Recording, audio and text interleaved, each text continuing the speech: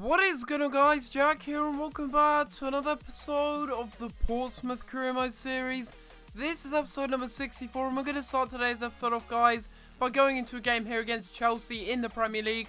But before we get into anything, guys, I want to thank you for all the support that you did give on the last episode. We managed to get well over 50 likes, and if we can do the same on this video, guys, that would be greatly appreciated, as it shows me you are enjoying this series and you do want it to continue, guys. But we are getting into things here, starting off with Chelsea away from home. It's going to be a very interesting match here. Probably the biggest test really so far in this series, to be honest. Chelsea are a massive club. They're third in the table at the moment, and they have a very, very nice team. You can see there lots of young players that they did have at the beginning of the career mode that are now really first team players and have taken over from the older players, and it's going to be very, very difficult in this match. We've got a strong lineup ourselves though. We've got a lot of strong players in there. I was actually playing Sutar at right back, and that's because I didn't actually have another right back because, of course, Felipe Campos is injured and he will be out for another 3 weeks, I think, which really does suck. But when he does come back, I'll be using him a lot more often than Sutar, because Sutar is more of a centre-back really, not really a right-back, although he can play there. But anyway, I have a couple of things to talk about in this video, guys. To be honest, I'm not really going to be talking too much about the gameplay, and you guys can take a little look how we do in these matches. Not too bad, actually. We don't do too bad in these matches. But anyway, we do concede a goal there, and it is Victor Moses getting the first goal of the game for Chelsea there in the 31st minute. A little bit disappointing that that one went in.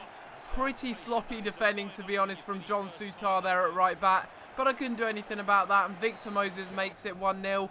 But I'm going to take some time out of this video now to talk about a few topics that have been cropping up of recently, and also just a general chit chat, so that you guys can get a better understanding as what kind of videos is going to be coming to this channel basically in the next couple of weeks. And the first one being, is there going to be a second series on this channel? And the answer to your question is yes, there is going to be a second series coming very, very soon on this channel, and hopefully you guys will enjoy it when it does come. You may recall that I did actually put up a straw poll a couple of weeks ago now, I do believe it was, and it was filled with lots of different leagues and potential teams that I could do in career mode. I do have the results of that now. I basically stopped. All votes from now on don't count in the straw poll, and I've basically collected all the votes, and it's actually quite interesting, to be honest. It looks like there's quite a large majority of you wanting me to do another Road to Glory style career mode, a little bit like this one, just in a different league this time, and that being either the second Bundesliga or the Serie B, I think it is. I think it was the second Bundesliga that ended up winning, but I'll have to check that a little bit later on, because I'm not too sure about that. But yes, that is an answer to your guys' question. I am going to be doing a second series on this channel, and hopefully you guys will look forward to that. And secondly, I want to ask you guys down in the comments down below, I don't know if any of you actually play Ultimate Team that much. I play Ultimate Team sometimes, not as much as career mode, but I want you guys to let me know down in the comments down below what you think about this new update that EA has implemented into Ultimate Team. Of course, they put in price caps into Ultimate Team in the hope that they're actually going to stop coin sellers, and it looks like they are actually going to be doing that. I don't know if it will work. We'll have to wait and see. I'm sure they will find a way around it, but I want to know your guys' thoughts in the comments down below. Maybe you guys would like to see a club tour from me, because I have a fairly decent club, if I do say so myself. I don't play Ultimate Team too much, but when I do like to play with some nice teams, and I do have some very, very nice players in my club, and that isn't bragging, that is just basically telling you guys I've got some nice players in my club. If you do want to see maybe a little club tour on Ultimate Team as well, let me know in the comments down below, guys. I'd be open to doing that. A lot of you have been asking me recently as well if I do play Ultimate Team, and the answer to that, of course, as I said earlier, was yes. But we are having a little look at the squad report here, looking at the players that have grown for this month. We've got some nice growth in there, and I'm still waiting to actually see if Neil Maupay has actually grown by +1 yet. I think he's actually starting to grow in some of his stats, which is absolutely brilliant. I can't wait to see him start growing. He actually does pretty well in this episode. You'll see why later on, but yeah, he has actually been a player that I've been wanting to grow for quite a while now, and we got some other players in there that aren't growing, but I expect them not to be growing basically. And we got players like Tyler Blackett in there, Cyrus Christie not growing. We've got players like Tartar there, who hasn't actually featured at all this season, and that is a little bit of a shame. He's been pushed out of the side. I've got better players now, and I just don't see the need in playing him basically. And you can see also here that I am going to offer a contract to Tyler Blackett, give him an extended deal, but only on my terms, because he has been a player that has been complaining lately about his squad role. So I thought I would offer him the contract that he did actually want, but instead of giving him crucial first team player, I'd give him sporadic first team player. We'll wait and see if he does actually go ahead and accept that. But you can see we're going into the second match here of today's episode. We're currently sitting in mid-table in 13th place. Aston Villa are sitting in 3rd. Or maybe it's 5th, I'm not too sure, but they are quite high up the table, higher than us. That's the most important thing. And again, I went with a very similar lineup to the one that I did beforehand in the previous match against Chelsea, hoping that I could actually maybe come away with a bit of better result in this match, as Neil Maupay goes around the defender there, and very unlucky there as the goalkeeper saves it very well and makes sure that the score remains at 0-0. Then they would get a good chance here as a header comes in, and Heaton with a really good save there at his near post, and denying Aston Villa a brilliant chance to take the lead there. But we would get an even better chance here as Hong Chul goes down the wing. He passes it back here to Jordan Ibe, who brings in a lovely cross into the middle. Neil Maupay gets taken down, and we actually win a penalty here in the 30th minute. A real surprise there. I did not expect to win a penalty, because usually those ones go out for goal kicks and nothing happens, but this time maybe justice is served as we get taken out there by the defender Joris Okore, and that was a bit of a silly challenge, to be honest, and it'd be the man Neil Maupay stepping up for this one, and he would put it into the back of the net and make it 1-0 in this match.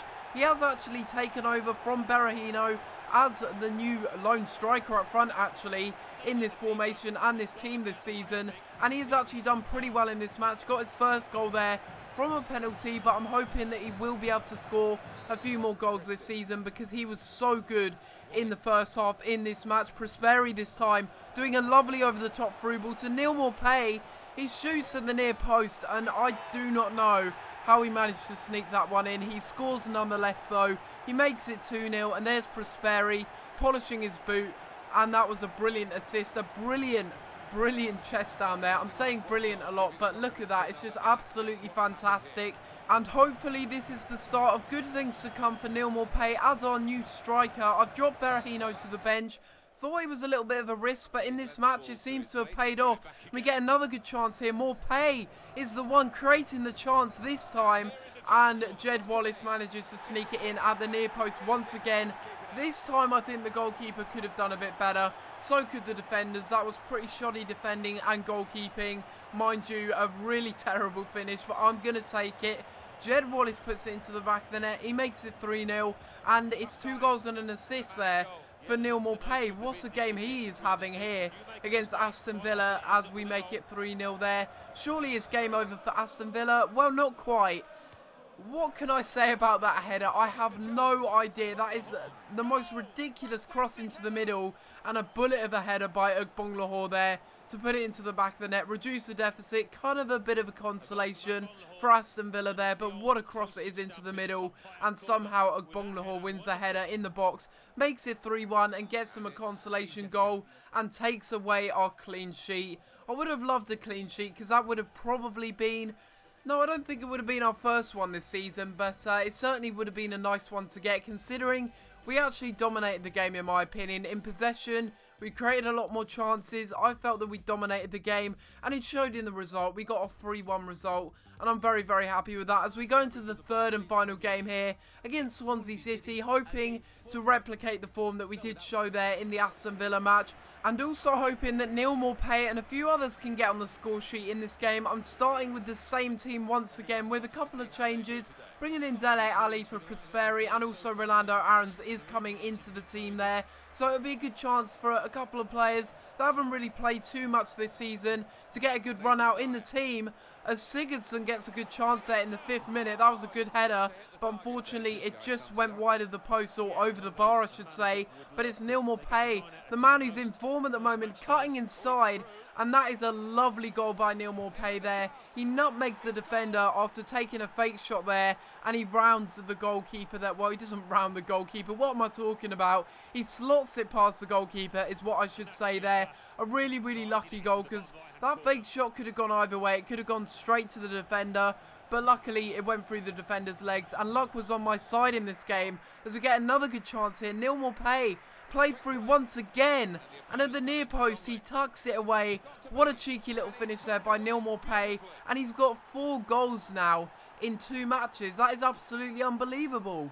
I wouldn't have expected that from someone who was meant to be a backup striker at the beginning of the season, but he's really shown his worth after I loan glitched him. He seems to have been an inspirational form, and he seems to be a player that maybe I'll be using more often this season, because he's scoring so many vital goals for us, making it 2-0 there and giving us some momentum into the second half here as Jordan Ibe tries to go down the wing, just waits for the 1-2 there as he passes it back to Jordan Ibe, and you can see there already that Neal Maupay is in the middle in acres of space. I just had to pass it across to him so that he could get his hat-trick, because he was just playing so well in this match. He deserved his hat-trick, and there you go. After 64 minutes, he actually gets a hat-trick there. Jordan Ibe with the assist. The defenders, again, they should have done a lot better there. And I've noticed that when you're going on ultra-attacking or attacking, the defenders seem to, well, I don't know what they're doing. Again, another good chance as Dele Alli finds Jordan Ibe there, but unfortunately he can't quite get the 4th goal in the match. And on Legendary here, we pick up a 3-0 result. So really, apart from that Chelsea blip, which I can't really call a blip because they're a bigger team, we picked up 2 solid results in this match and being very clinical with the chances that we do have on goal. But this is going to be the end of the video, guys. Hopefully you have enjoyed, and if you have enjoyed this episode of Career Mode, please be sure to leave a like on the video and subscribe if you haven't already. But other than that, guys, I'm going to have to leave it there, and I'll see you next time for another video. Thanks for watching.